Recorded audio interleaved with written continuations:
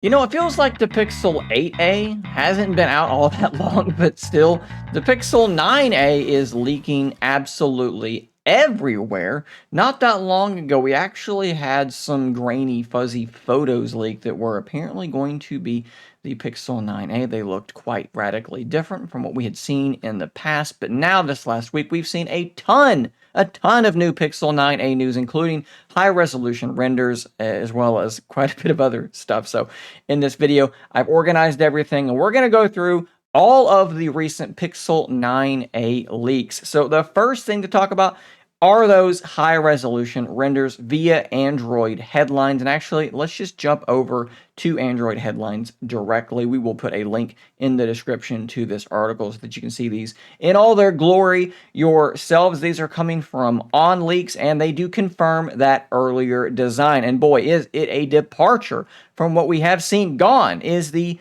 standard, typical visor that we have seen on Pixel devices for several years now, since the Pixel 6.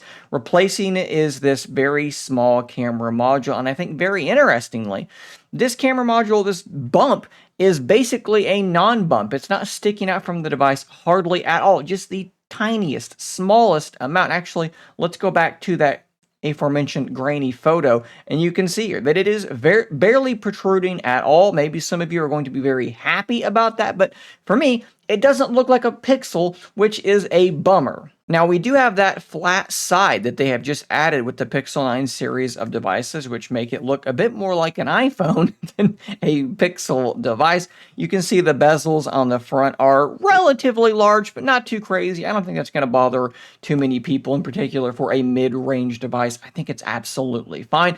I think overall, this phone does look fairly decent. It looks fairly minimal, I will say. Maybe it's going to look really good in a case or with a skin, kind of like a blank canvas for you to paint your portrait on top of. I just don't think that it looks a whole lot like a Pixel, which does definitely bum me out. Now, according to that same report where those renders came from, the device is going to be slightly larger than the Pixel 8a, but also slightly thinner, down from 8.9 millimeters down to 8.6. So it is fairly impressive that they've actually made the device thinner while shrinking the camera bump, how far it actually protrudes. It's going to come in apparently 4 different colors, which are porcelain, obsidian, peony, and iris. If you don't know exactly what those colors mean, think white, black, pink, and sort of a blue, violet, purpley kind of color. And I can give you a visual representation of this because Android Authority managed to get their hands on several of the wallpapers, and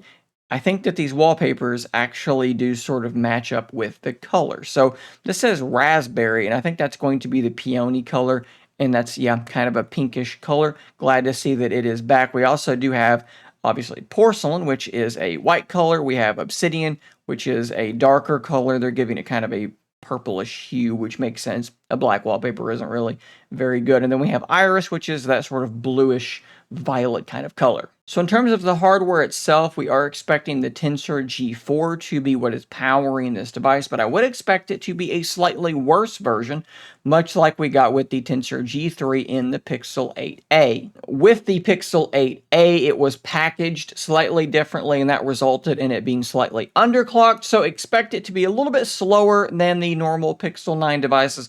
Don't expect it to be like a huge difference, though. Using the 8a, you can't really tell unless you're doing benchmarking or gaming, video processing, whatever it might be.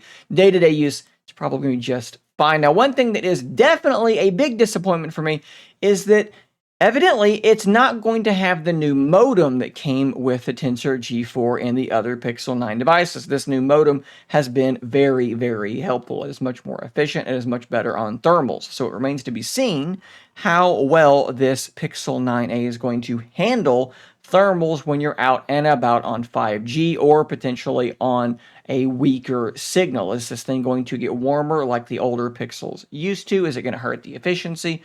Definitely something that we're going to have to wait and see. I do want to say, though, that the 8a was very good for me when it came to thermals, longevity, battery life, so I think it's probably going to be okay, but I would love to have seen that newer modem be present on this device. We don't have to wait too long, though, for this thing to be released, because the rumors are it's going to be released a bit earlier than the typical May launch, somewhere closer to March of 2025. Of course, expect it to be packing the same cameras that we've had for a little bit on these 8 series devices, the 64 megapixel primary, 13 megapixel ultra wide, and just like the 8A, it's probably going to be one of the better camera setups in terms of performance that you can get on one of these mid-range phones. And since it's a 9 series Pixel with a Tensor G4, I would expect it to have pretty much all of the Pixel 9 features. So things like Magic Editor's Reimagine feature, Pixel Studio, Pixel Screenshots, I would bet all of this stuff